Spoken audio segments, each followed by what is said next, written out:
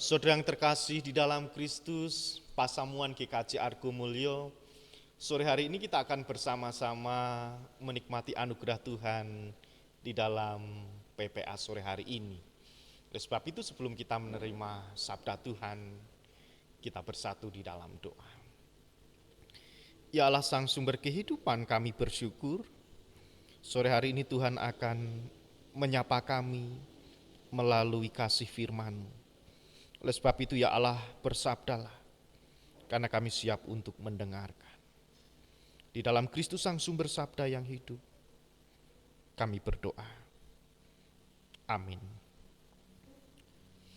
Firman Tuhan sore hari ini terambil di dalam kitab Yeremia pasal 20 ayat 7 sampai ayat 13. Demikianlah sabda Tuhan.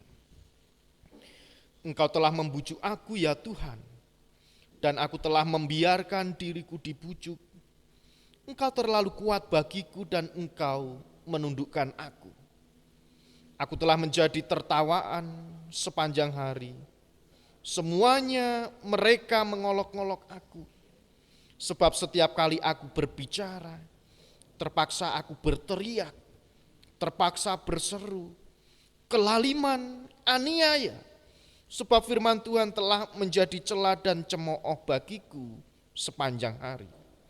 Tetapi apabila aku berpikir, aku tidak mau mengingat dia dan tidak mau mengucapkan firman lagi demi namanya, maka dalam hatiku ada sesuatu yang seperti api yang menyala-nyala. Terkurung dalam tulang-tulangku, aku berlelah-lelah untuk menahannya, tetapi aku tidak sanggup. Aku telah mendengar bisikan banyak orang, kegentaran datang dari segala jurusan. Adukanlah dia, kita mau mengadukan dia. Semua orang sahabat karibku mengintai apakah aku tersandung jatuh. Barangkali ia membiarkan dirinya dibujuk, sehingga kita dapat mengalahkan dia dan dapat melakukan pembalasan kita terhadap dia. Tetapi Tuhan menyertai aku seperti pahlawan yang gagah. Sebab itu orang-orang yang mengejar aku akan tersandung jatuh, dan mereka tidak dapat berbuat apa-apa. Mereka akan menjadi malu sekali sebab mereka tidak berhasil. Suatu noda yang selama-lamanya tidak terlupakan. Ya Tuhan semesta alam, yang menguji orang benar, yang melihat batin dan hati. Biarlah aku melihat pembalasan-Mu terhadap mereka, sebab kepadamu lah kuserahkan perkaraku. Nyanyikanlah untuk Tuhan, pujilah Tuhan, sebab Ia telah melepaskan nyawa orang miskin dari tangan orang-orang yang berbuat jahat. Demikianlah sabda Tuhan, yang berbahagia kita semua, yang selalu merindukan sabda Tuhan, merenungkan dan juga melakukannya di dalam kehidupan sehari-hari. Haleluya. Ibu, bapak, dan saudara yang terkasih di dalam Kristus, mungkin di antara kita atau kita saat ini pernah mengalami situasi di mana kita menjadi atau pernah menjadi anak-anak. Di mana anak-anak menangis, lalu anak-anak mengadu, wadul kepada bapak ibunya karena sudah dipoyoi atau sudah diejek atau sudah dicemooh oleh teman-temannya.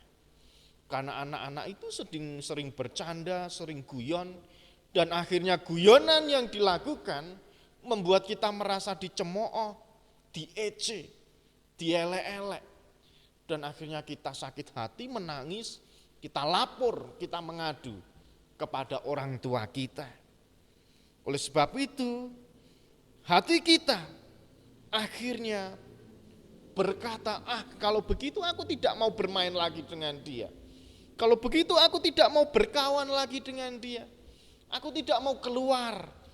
Lebih baik aku di rumah saja karena setiap hari aku dibully. Aku dicemooh, diejek, diolok-olok. Nah, ibu bapak dan saudara yang terkasih di dalam Kristus, hal-hal seperti ini yang pernah dialami oleh anak-anak ketika mereka bercanda guyon, akhirnya dadi ati. Ternyata juga dialami oleh Nabi Yeremia, di mana di dalam kehidupannya Nabi Yeremia pada awalnya tidak mau dipakai oleh Allah. Pada awalnya Yeremia menolak panggilan Tuhan. Tetapi pada bacaan kita ternyata Nabi Yeremia tidak bisa menahan akan panggilan Tuhan. Nabi Yeremia tidak bisa menolak akan panggilan Tuhan untuk dipakai oleh Allah menjadi saksinya di tengah-tengah umat Israel pada waktu itu.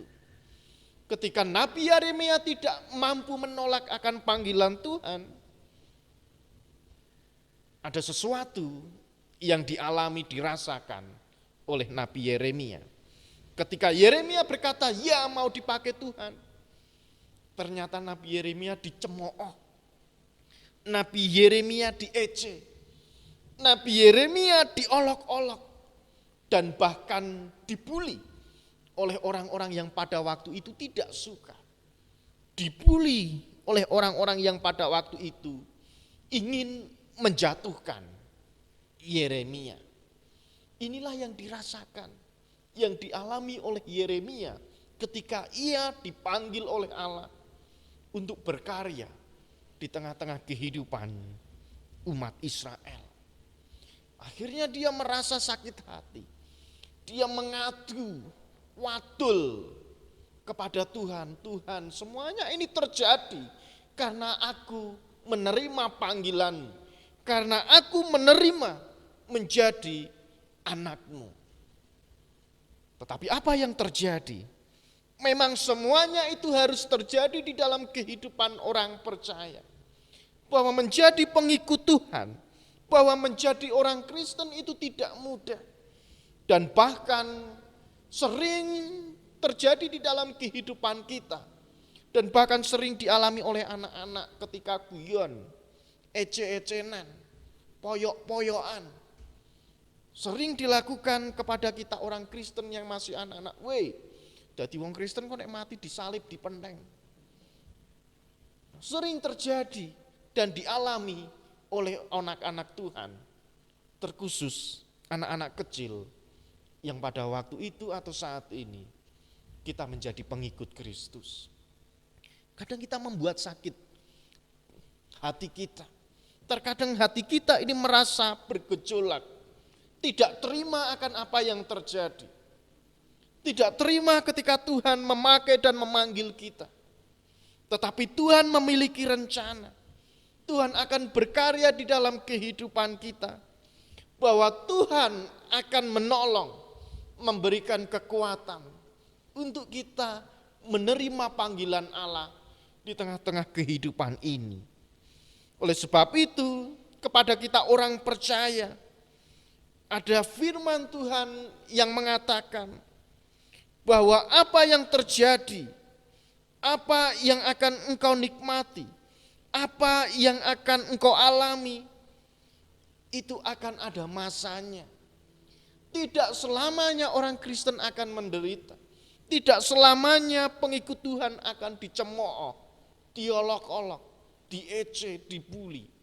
Tidak selamanya itu terjadi di dalam kehidupan kita.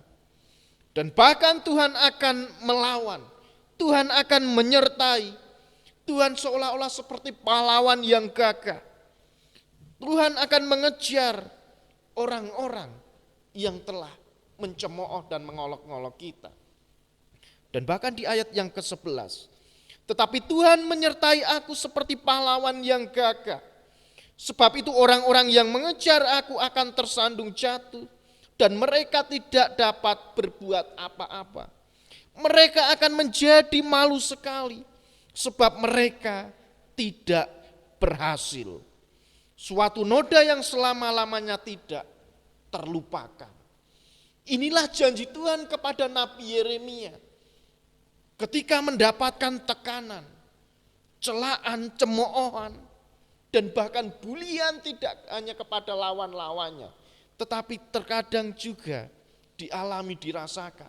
Itu terjadi yang dilakukan oleh sahabat atau saudaranya. Nah, ibu bapak dan saudara yang terkasih di dalam Kristus, dari bacaan ini sore hari ini kita dapat belajar bahwa sikap yang dialami, diambil, yang ditunjukkan oleh Nabi Yeremia ketika dicemooh, dia tetap mengandalkan Tuhan. Dia tetap melanjutkan karya Allah di dalam kehidupannya. Walaupun tantangan, cemoohan, celaan, bulian, diejek, itu terjadi dan dirasakan oleh Nabi Yeremia. Nabi Yeremia tidak berkecil hati lagi. Tetapi dengan semua yang terjadi, iman Nabi Yeremia terus didewasakan, terus diberikan pertumbuhan, dan terus dipelihara oleh Allah. Karena sepenuhnya di dalam kehidupan Yeremia, ia mengandalkan Tuhan. Dan bahkan di ayat yang terakhir, di ayat 13, menyanyilah untuk Tuhan, pujilah Tuhan, sebab ia telah melepaskan nyawa orang miskin dari tangan orang-orang yang berbuat jahat. Inilah ungkapan pujian yang dilontarkan oleh Nabi Yeremia, tetap memuji Tuhan. Walaupun di dalam kehidupannya diejek, dipoyoi. Memang pada awalnya Nabi Yeremia menolak semuanya itu. Memang pada awalnya Nabi Yeremia tidak menerima akan apa yang ia rasakan. Tetapi di dalam proses perjalanan kehidupan Yeremia, dia baru sadar ternyata ada rahmat, ada karya dan anugerah Tuhan yang terjadi di dalam kehidupannya, yang menuntun Yeremia memiliki semangat untuk tetap percaya, untuk tetap memuji Tuhan, karena Tuhan telah melepaskan nyawa orang yang tertindas, nyawa orang yang tertekan untuk kehidupan yang lebih baik lagi. Oleh sebab itu ibu bapak dan saudara yang terkasih di dalam Kristus, tekanan masalah hidup itu tidak hanya karena diejek, diolok-olok, dicemooh, tetapi juga permasalahan-permasalahan kehidupan yang lain. Sakit penyakit, pekerjaan yang tidak kunjung datang, atau bahkan pekerjaan-pekerjaan yang mandek ataupun gagal. Tugas-tugas akhir yang tidak kunjung selesai. Masalah pasangan hidup, masalah keluarga, masalah anak, dan masalah-masalah yang lain terkadang dijadikan senjata untuk kita ini dicemooh, diejek ketika kita menjadi orang Kristen.